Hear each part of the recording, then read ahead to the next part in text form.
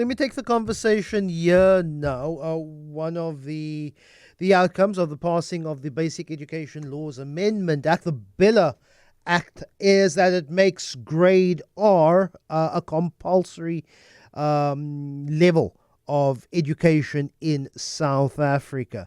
But there have been a couple of studies and parliamentary questions answered around the qualifications of grade R teachers. There's something like 7,200 grade R teachers who are underqualified in South Africa. It's also departmental budget periods in Parliament at the moment. But Treasury has not allocated new funds for the compulsory rollout of grade R as mandated by the BELA Act. Provinces must now fund it from existing budgets, and this is, of course, risking overstretched resources. Joining me now, Professor Eric Atmore, Director of the Centre for Early Childhood Development. Good morning, Eric. Really appreciate your time. Like many things in South Africa, wonderful on paper, but when it comes to allocating resource, budget to it, we're looking at the practicalities of some of the very good policies that we try to implement in South Africa, like making grade R a compulsory level of education in this country. Lester, good morning. Yes, you're spot on. You know, grade R is not new. Grade R was first taken to government in 1994, and grade R appears in various white papers, various policies and strategies. But we've woken up, as the president told us earlier this year, we've woken up 30 years too late.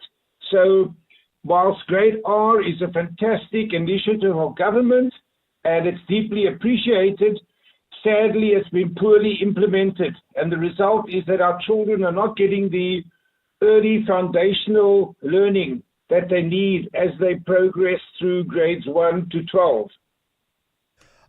Direct question from a listener here. What's the difference between an underqualified and not being qualified at all? There are certain national NQF levels that require to be had when entering as a job as an ECD teacher, early childhood development teacher. But is that enough for a bona fide government statutory level of education of grade R? What's the difference between underqualified and not qualified at all?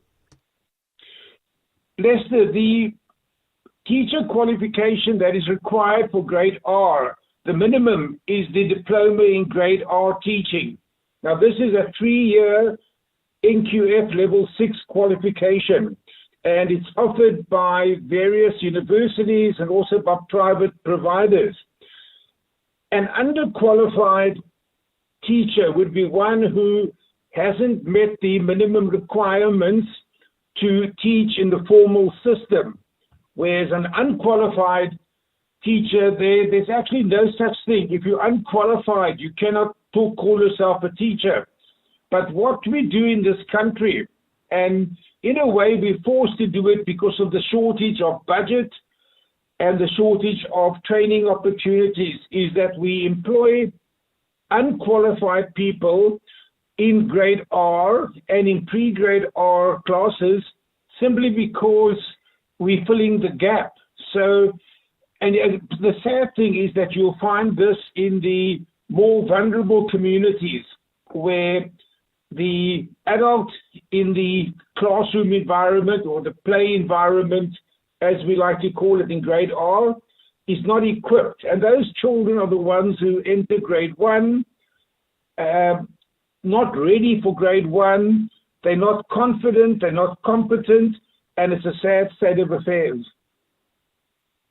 Who should be footing that bill? And I'm going through the parliamentary question here that says that there are 7,294 grade R teachers who are underqualified, but just over half of them saying we are committed to studying further to make ourselves, bringing us up to that level of course there needs to be some sort of support. We spoke about budgets. I preface this conversation with no new additional funding to meet the compulsory rollout of grade R. So who should be footing the bill to bring those 7,000 underqualified grade R teachers up to level, up to spec?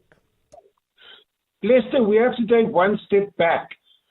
When government introduced the BELA Act, the Basic Education Laws Amendment Act, what it was not accompanied by was a teacher training plan for grade R.